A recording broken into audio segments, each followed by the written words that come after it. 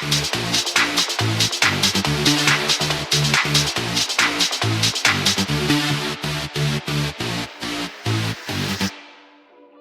defense of the LEGO Buildable figures, specifically this little Luke Skywalker figure.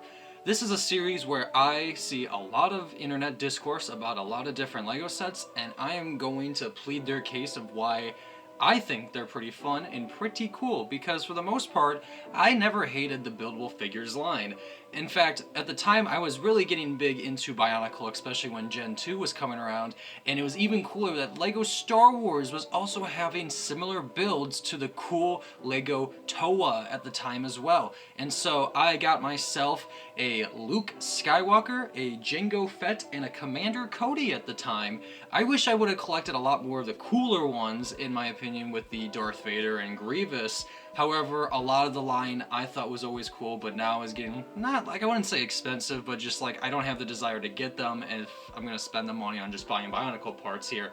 However, I have always had this one in my collection, the Luke Skywalker, and the point of contention is that anyone that didn't have any helmets, usually anyone with a face, usually always looked the weirdest, and I would have to somewhat agree, but I would say for like these kind of action figure ones, they don't even look that bad in my opinion as much as I thought they used to. The Luke Skywalker mold and hair is actually more reminiscent of what they've done more recently with Luke's hair in more recent LEGO Star Wars sets, of like the way it's like parted right here. So I felt like it was pretty much ahead of the curve when it came to that. And also the accessories on this Luke Skywalker were immaculate. Now, strangely, I don't have the gun that he used to hold from the Return of the Jedi, because this is his Return of the Jedi look. And I think it's probably the better look to really use anyway, because he has this little white flap right here. But because it's mostly all black anyway, I think the black robes do really work. Though, you know, maybe having a little black robe on here too might have looked a little bit better for this, maybe look this a little more desirable. However, the pieces that you get, like these lightsaber pieces, are so insanely good. I cannot describe how much I love these little lightsaber pieces. And he also has these little handcuff pieces that he also comes with too, and even more of a buildable lightsaber right there too, so you can get a full-on built lightsaber build with each of these figures as well.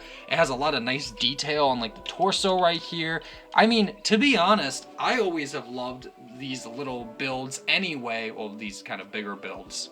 And because the LEGO Buildable Star Wars figures were using a lot of the same pieces from the Gen 2 Bionicle and Hero Factory parts, I gotta say, it definitely evolved as the years went by, because it was a series that went on from 2015 until the last wave right here from this Boba Fett, and there was a Darth Vader that came out in 2018, and I also believe there were solo figures that came out in 2018, and then they ended the wave that year. And these were actually one of the last ones of these part usages for like the Hero Factory Bionicle, and it kind of makes me a little bit sad, because looking even at like the Boba Fett here, this is one of the last pieces of history that we had from these like era of LEGO, because now LEGO doesn't do any of these kind of parts, these constructible parts anymore. They use all brick-based parts now that are within the system, even though I would say they still managed from like these lighter years of these like Hero Factory Bionicle parts.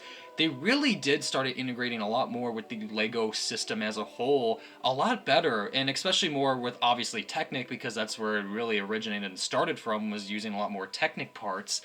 But I feel sad in that we aren't back in this point of LEGO, but it is nice and nostalgic to look back at what LEGO used to be and where they are now in the future, because nowadays,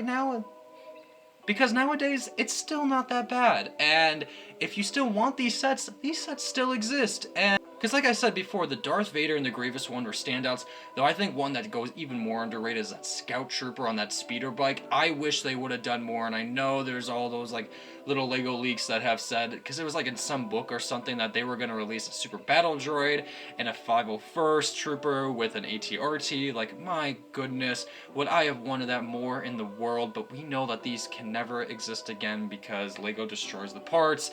I know Duckbricks and other YouTubers usually talk about this kind of stuff a lot, but I just wanted to say in defense for the LEGO Buildable figures, LEGO Buildable,